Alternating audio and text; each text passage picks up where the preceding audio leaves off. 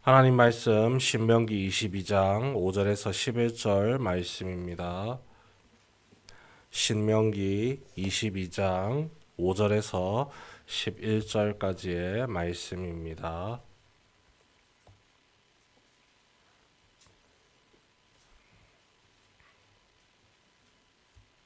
한 절씩 교독합니다. 여자는 남자의 의복을 입지 말 것이요 남자는 여자의 의복을 입지 말 것이라. 이같이 하는 자는 내 하나님 여호와께 가증한 것이니라.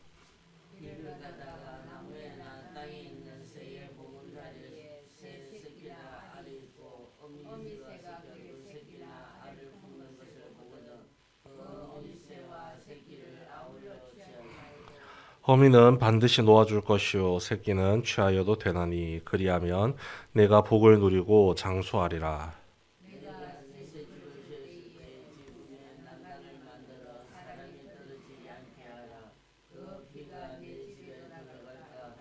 내 포도원에 두 종자를 섞어 뿌리지 말라. 그리하면 내가 뿌린 씨의 열매와 포도원 소산을 다 빼앗길까 하노라. 함께 읽습니다. 양털과 배실로 섞어 짠 것을 입지 말지니라. 아멘. 과학 용어 중에 혼합물과 화합물이라는 단어가 있습니다. 둘 다 두 개 이상의 물질을 서로 섞은 상태를 뜻하는 건 같습니다. 다만 혼합물은 섞이긴 했지만 자신의 성질을 그대로 가지고 있는 물질 상태입니다. 채 거르거나 다른 여러 가지 방법을 통해서 본래 모습으로 물질을 거를 수가 있습니다. 하지만 화합물은 다릅니다. 화학적으로 서로 결합되어서 아예 본래 성질을 벗어버리고 새로운 물질로 바뀐 상태입니다. 아주 특별한 방법 외에는 다시는 나눌 수가 없는 것이 화합물의 특성입니다. 오늘 읽은 말씀 속에 강조하는 것이 분명한 구분입니다. 섞이지 말라는 거죠.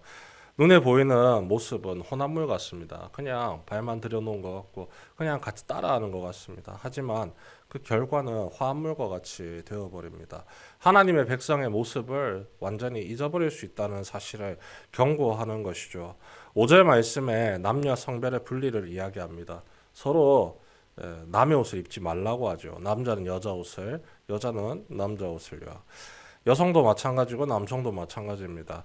단순하게 옷 입는 거 가지고 지금 지적하는 것이 아닙니다. 정신적인 문제를 붙들고 가는 것이죠. 점점 물들어 간다는 겁니다. 아니, 옷 한 번 입었다고 어떻게 남자가 여자가 되고 여자가 남자같이 될 수 있습니까? 하지만 이런 작은 것으로부터 문제는 시작되죠. 우리가 알고 있는 동성애의 시작이 이런 것으로부터 시작됩니다. 남자가 어머니의 화장품을 몰래 바르고는 그 마음에 만족감을 얻는 거죠. 그러면서 점점 더 심해지는 겁니다. 여자 옷도 입어보고 여자 장신구도 착용해보고 그런 식으로 제재 없이 자란 결과가 어떻게 되느냐. 내 성 정체성이 여성이니 나를 여자로 인정해달라. 이런 식으로 나타나게 된다는 겁니다. 극단적으로 표현한 것이지만 동성애로 변해가는 과정이 이렇습니다. 이런 식으로 사회 혼란을 더해지는 거죠. 여자도 마찬가지라는 사실입니다. 그래서 근본적으로 가장 문제되는 원인에 대해서 섞이지 말 것을 이야기합니다. 그런데 9절에서는 조금 의아한 내용이 나오죠. 포도원에 두 가지 식물을, 포도 외에 다른 식물을 함께 섞지 말라는, 함께 심지 말라는 말씀이 나타납니다. 물론 이것도 섞이지 말라는 뜻입니다. 세번역 성경을 통해서 살펴보면 그 이유를 좀 더 분명히 알 수 있습니다. 당신들은 포도나무 사이사이에 다른 씨를 뿌리지 마십시오. 그렇게 하면 씨를 뿌려서 거둔 곡식도 포도도 성물이 되어 먹지 못합니다. 기본적으로 포도원에 뿌려진 이 포도에 대한 설명이 이것이죠. 성물이라는 겁니다. 하나님께 드려질 예물이라는 거죠. 그런데 무엇 때문에 다른 씨를 거기에 함께 뿌리겠습니까? 사람의 욕심이라는 겁니다. 포도만 뿌리고 나면 남는 땅이 있으니까 아까우니까 좀 더 뿌려봅시다. 그런데 어떻게 되나요? 성질이 지금 바뀌는 거죠. 이번에는 부정적인 게 아니라 긍정적으로 바뀌는 겁니다. 거룩한 성물이 되었기 때문에 내 것으로 만들 수 없다는 겁니다. 그렇게 심었다가는 욕심 부렸다가는 본래 내 것이 되었어야 할 것이 내 것이 될 수가 없기 때문에 너에게 피해가 생긴다. 그러니 섞지 말라는 겁니다. 이것 또한 좋은 의미에서였지만 그 성질 자체가 변한다는 사실을 알려주는 거죠. 10절에서는 이렇습니다. 소와 나귀를 한 멍에에 묶지 말아라. 힘이 다릅니다. 소랑 나귀랑 어느 게 힘이 더 세겠습니까? 당연히 소죠. 그럼 나귀가 소에게 끌려간다는 겁니다. 일시적으로 편하게 하기 위해서 두 마리를 함께 묶었다가 이도저도 안 되고 오히려 반만 망칠 수 있게 됩니다. 일이 더 불편해지는 거죠. 그래서 섞는 것이 아니라 구분을 하라는 겁니다. 나귀는 나귀끼리, 소는 소끼리. 11절도 마찬가지입니다. 배와 양털 섞지 말라고 하죠. 양털은 동물성 섬유고 배는 식물성 섬유입니다. 강도가 다릅니다. 서로 섞어서 하나의 옷으로는 만들 수 있지만 찢어질 수가 있습니다. 장력이 전혀 다르기 때문이죠. 그래서 섞지 말라는 겁니다. 섞었다가는 손실이 발생할 수 있기 때문에 단순하게는 우리의 삶의 평안을 위해서 섞지 말라고 알려주시는 겁니다. 하지만 그 속에 숨겨진 본래 의미는요, 하나님 나라의 백성의 정체성을 지키라는 겁니다. 편의성 때문에, 합리성 때문에, 아니 저것들과 섞이면은 조금 더 편하지 않습니까? 그렇게 하지 말라는 거예요. 오히려 불편하더라도 하나님의 백성다운 삶을 끝까지 지켜나가라는 겁니다. 이방인들, 자기들의 신이 있습니다. 또는 신이 없다 할지라도 자신이 믿는 자신의 생각, 자신의 경험, 자신의 뜻을 쫓아 살아갑니다. 하나님을 믿고 하나님을 의지하며 하나님과 동행하는 이스라엘 백성들과는 결 자체가 다르다는 겁니다. 같이 섞이면 어떻게 되느냐? 이스라엘 백성들 생각하는 거죠. 우리가 할 수 있다고. 우리가 그들에게 하나님의 말씀을 전할 수 있고 하나님의 삶을 알려줄 수 있다라고 생각하지만 그건 착각입니다. 오히려 물들어가는 겁니다. 물들어가고 더 큰 피해가 발생하는 겁니다. 특히 하나님께서 가나안 땅을 이스라엘 백성들에게 선물로 주겠다고 하셨을 때 이유가 있습니다. 가나안 땅, 그 땅은 죄악의 땅이라는 겁니다. 이스라엘 백성들을 통해서 그 죄를 정결케 하는 과정을 이어가고 있다는 겁니다.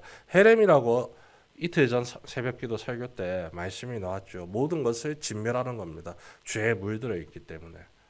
다 없애라고 일부러 그렇게 말씀하신 겁니다. 하나라도 남겨져 있어서 우리랑 섞인다. 그 죄가 이스라엘 백성들에게 고스란히 영향을 주는 것이죠. 그래서 섞이지 말라고 하시는 겁니다.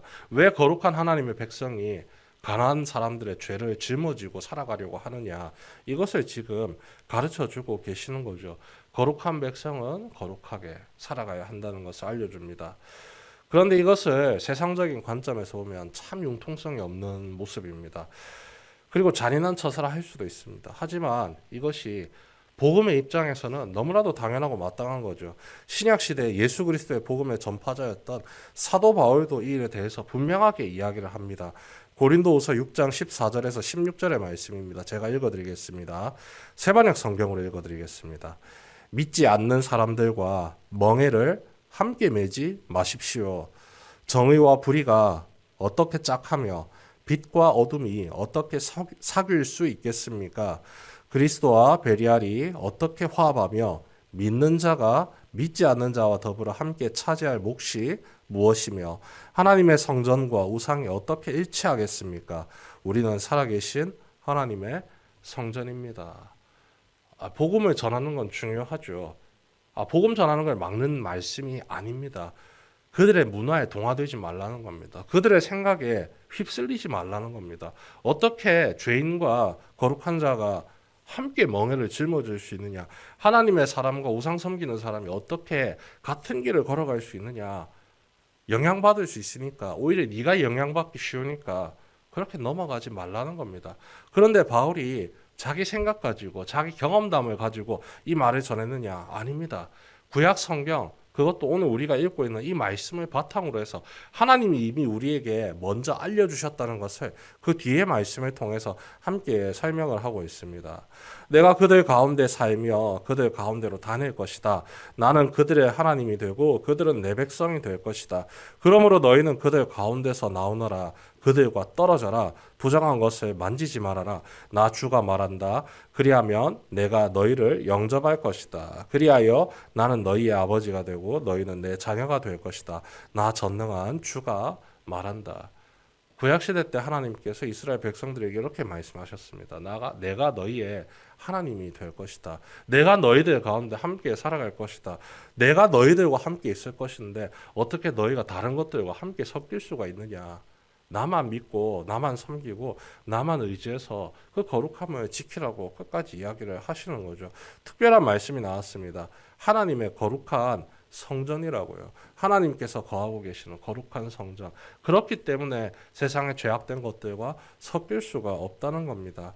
비록 세상을 살아가지만 세상에 물들어서는 안 된다는 사실, 분명한 구분점이 있어야 되고 그 거룩함을 삶으로 드러내야 한다는 사실을 분명하게 알려주시는 거죠. 그럼 어떻게 걸어갈 수 있습니까? 주님이 주시는 말씀에 온전한 순종으로 화답할 때 우리가 그 거룩의 길을 이어갈 수 있습니다. 오늘 섞이지 말라고 했습니다. 순수한 모습을 지켜가라고 하시는 겁니다. 그런데 이것이 굉장히 어렵습니다. 쉽지 않습니다. 끊임없이 영향이 오기 때문입니다. 그런 세상으로서의 영향력이, 세상의 영향력이 우리를 덮쳐올 때마다 우리가 취해야 할 것, 하나님의 영향력으로 우리의 삶을 보호하는 수밖에 없습니다. 그래서 우리가 오늘도 기도하며 나아갑니다. 하나님께서 주신 말씀으로 기도와 간구로 우리의 삶을 하나님의 자녀다운 삶이 되도록 바르게 세워가는 이 자리에 모인 모든 성도 여러분 되시길 주님의 이름으로 축원합니다.